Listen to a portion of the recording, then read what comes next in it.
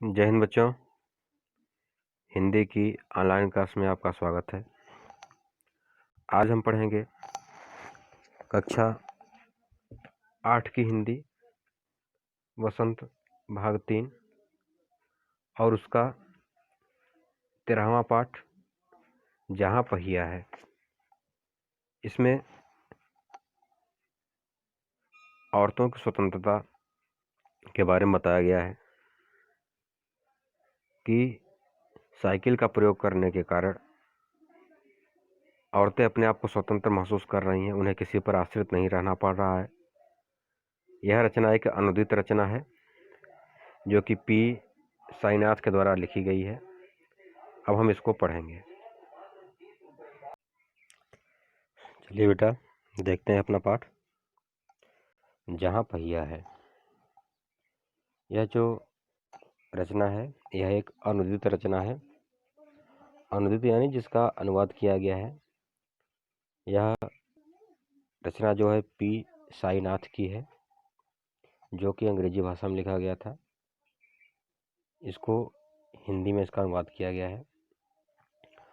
इस रचना का जो केंद्र बिंदु है इसमें है स्त्रियों की स्वतंत्रता, स्त्रियों की आत्मनिर्भरता कि बदलते हुए परिवेश के अनुसार, समय के अनुसार स्त्रियां निर्भर हो रही हैं, अपने सहारे हो रही हैं। तो किस तरह से उनके विकास में किस तरह से साइकिल का योगदान है इसमें अब दिखाया गया है। चलते हैं अपने पाठ पर। पुडुकोट्टई, यह जो है तमिलनाडु में है, एक स्थान है। ठीक, पुडुकोट्टई तमिलनाडु। साइकिल चलाना एक सामाजिक आंदोलन है। पूछ रहे हो, साइकिल चलाना एक सामाजिक आंदोलन है। कुछ अजीब सी बात है ना। साइकिल चलाना वहाँ के लिए क्या है? एक सामाजिक आंदोलन है। आंदोलन यानी किसी कार्य को विशेष रूप से करना। जैसे आप साइकिल चलाते हैं, ठीक, वो सामान्य बात है। लेकिन किसी विशेष उद्देश्य को लेकर के आप साइकिल चलाएं, कई लोग मिल करके चलाएं या कोई काम मिल करके कई लोग करें, उसको क्या बोलते हैं? आंदोलन। तो साइकिल चलाना एक सामाजिक आंदोलन है। कुछ अजीब सी बात है ना, लेकिन चौंकने की बात नहीं है। पुडुकोट्टई जिले की हजारों नवसाक्षर ग्रामीण महिलाओं के लिए यह अब आम बात है। नवसाक्षर यानी नौसिखिया, जिसने नया नया सीखा है। ठीक है, हजारों नवसाक्षर ग्रामीण महिलाओं के लिए अब यह आम बात है। क्या आम बात है? साइकिल चलाना। कहाँ? पुडुकोट्टई जिले के हजारों जो नौसिखिया या नवसाक्षर का अर्थ है जो नया नया सीखा है। ठीक, यह आम बात है। अपने पिछड़ेपन पर लात मारने, अपना विरोध व्यक्त करने और उन जंजीरों को तोड़ने का जिनमें वे जकड़े हुए हैं, कोई न कोई तरीका लोग निकाल ही लेते हैं। कभी कभी ये तरीके अजीबोगरीब होते हैं। ये कह रहे हैं कि अगर हम किसी बुराई में फंसे हुए हैं, किसी अंधविश्वास में फंसे, पिछड़ेपन में फंसे हुए हैं या अपनी बात का विरोध करना चाहते हैं, किसी जंजीर में जकड़े हुए हैं, तो उनको तोड़ने के लिए लोग कहीं ना कहीं तरीका निकाल ही लेते हैं। और कभी कभी ये तरीके अजीबोगरीब होते हैं। भारत के सर्वाधिक गरीब जिलों में से एक है पुडुकोट्टई।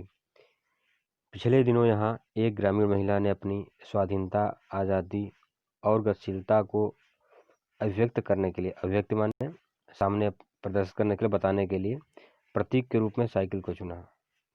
ठीक, उसने कहा कि कुछ दिन पिछले दिनों यहाँ पर ग्रामीण महिलाओं ने अपनी स्वाधीनता को, आज़ादी को बताने के लिए, कि हम स्वतंत्र हैं, मेरा अधिकार है, इसको प्रदर्शित करने के लिए, बताने के लिए उन्होंने प्रतीक के रूप में साइकिल को चुना। उसमें से अधिकांशतः नवसाक्षर थी। नवसाक्षर यानी जो नवसिखिया है, जो नया नया सीखा है। अगर हम 10 वर्ष से कम उम्र की लड़कियों को अलग अलग कर दें तो इसका अर्थ यह होगा कि यहाँ ग्रामीण महिलाओं के 1/4 हिस्से ने साइकिल चलाना सीख लिया है।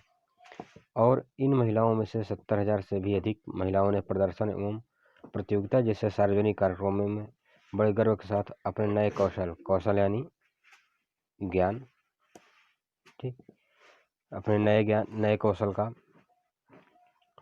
प्रदर्शन किया। और अभी भी उनमें साइकिल चलाने की इच्छा जारी है। वहाँ इसके लिए कई प्रशिक्षण शिविर चल रहे हैं।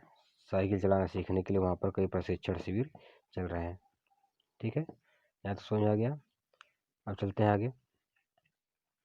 ग्रामीण पुडुकोट्टई के मुख्य इलाकों में अत्यंत रूढ़िवादी पृष्ठभूमि से आई युवा मुस्लिम लड़कियां सड़कों से अपनी साइकिलों पर जाती हुई दिखाई देती हैं। जैसा कि आप जानते हैं, ठीक, मुस्लिम युवतियां पर्दे में रहती हैं, उनको पर्दे में रखा जाता है। लेकिन फिर भी यहाँ पर कह रहे हैं कि ग्रामीण पुडुकोट्टई के मुख्य इलाकों में अत्यंत रूढ़िवादी पृष्ठभूमि माने जिनका बैकग्राउंड होता है ना, पृष्ठभूमि माने बैकग्राउंड बोलते हैं, पिछला हिस्सा। रूढ़िवादी यानी जो रूढ़िवादी विचारधारा होती है, जैसे मतलब किसी अंधविश्वास में हम फंसे हुए हैं, जैसे हम बताएं कि उनको ढक करके रखा जाता है, क्या है, रूढ़िवादिता है। तो इस पृष्ठभूमि से आई युवा मुस्लिम लड़कियां सड़कों से अपनी साइकिलों पर जाते हुए दिखाई देती हैं।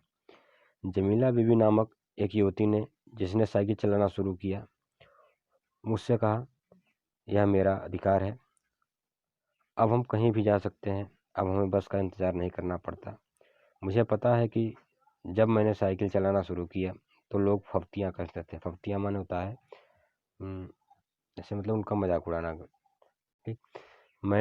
लेकिन मैंने उस पर कोई ध्यान नहीं दिया। ये जो है, यह शब्द है किसका, जमीला बीबी का। जब उसने इंटरव्यू हुआ तो उन्होंने उस लेखक से बताया कि साइकिल चलाना मेरा अधिकार है, अब हम कहीं भी जा सकते हैं, किसी के भरोसे नहीं है, बस का इंतज़ार नहीं करना पड़ता है, ठीक। जब हम साइकिल चलाते थे तो लोग हमारा मजाक उड़ाते थे, ठीक, लेकिन मैंने उस पर कोई ध्यान नहीं दिया। फातिमा एक माध्यमिक स्कूल में पढ़ाती है और उन्हें साइकिल चलाने का ऐसा चाव यानी शौक, ऐसा चाव लगा कि हर शाम आधे घंटे के लिए किराए पर साइकिल लेती हैं। एक नई साइकिल खरीदने की उनकी हैसियत नहीं है। फातिमा ने बताया कि साइकिल चलाने में एक ख़ास तरह की आज़ादी है, हमें किसी पर निर्भर नहीं रहना पड़ता, मैं कभी इसे नहीं छोड़ूंगी। जमीला, फातिमा और उनकी मित्र अवकन्नी, इन सब की उम्र 20 वर्ष के आसपास है और इन्होंने अपने समुदाय की अनेक युवतियों को साइकिल चलाना सिखाया है। ठीक है, इस जिले में साइकिल की धूम मची हुई है। इसकी प्रशंसकों में है महिला खेतिहर मजदूर। किसकी प्रशंसकों में? साइकिल की प्रशंसा करने वाले कौन है?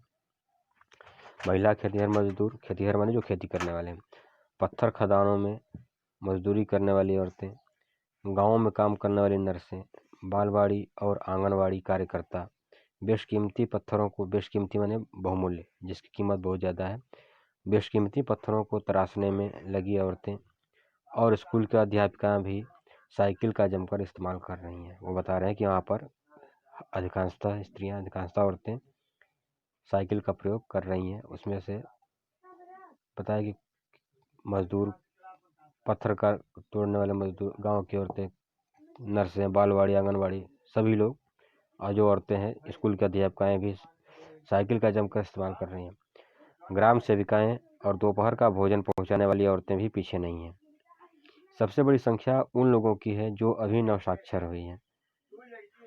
जिस किसी नवसाक्षर अथवा नई साइकिल चलाने वाली महिला, नवसाक्षर नहीं, जैसे बताएं, नवसाक्षर यानी नई साइकिल चलाने वाली महिला में से मैंने बातचीत की, उसने साइकिल चलाने और अपनी व्यक्तिगत आज़ादी के बीच एक सीधा संबंध बताया। ठीक है, यहाँ तक हो गया आपका पहला भाग।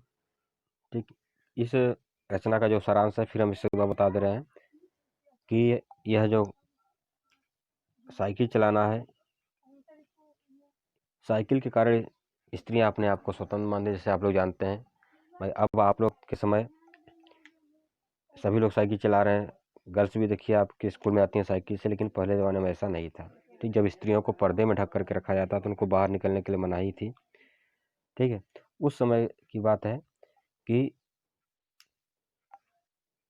जब औरतों ने साइकिल चलाना सीखा तो उनके अंदर आज़ादी की भावना आई, उन्होंने अपने अधिकार को जाना, वे पुरुषों पर आश्रित नहीं रह गई। जिनका छोटा मोटा काम था वे स्वयं साइकिल के सहारे कर लेती थी।